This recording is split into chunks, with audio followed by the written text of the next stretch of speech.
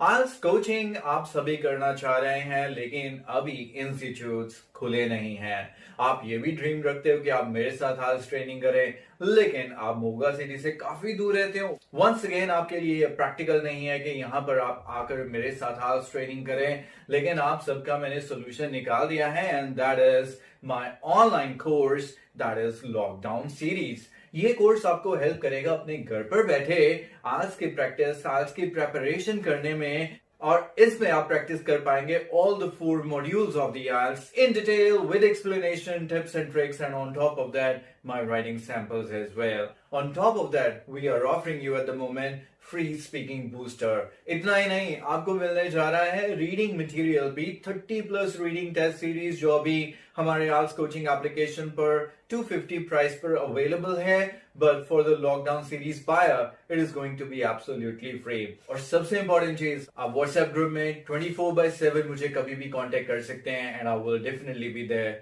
to answer your queries. So I would certainly love to see you guys downloading IELTS coaching application. ये मेरा application है जो available है Google play store पे। Apple users को download करनी होती है क्लास प्लस, और ORG कोड एंटर करना होता है IELTS, और इसी एप्लीकेशन पे सभी कोर्सेज अवेलेबल हैं। और यहाँ पर आपको स्टोर ऑप्शन में मिलेंगे मेरे सारे कोर्सेज, जिनमें लॉकडाउन सीरीज है, और आपको बाय करना है just for 2100। This offer is for limited period only. You can buy it for 2100। On top of that you will get free speaking booster and free reading test series. Now waste no time, buy this course now. Bye bye.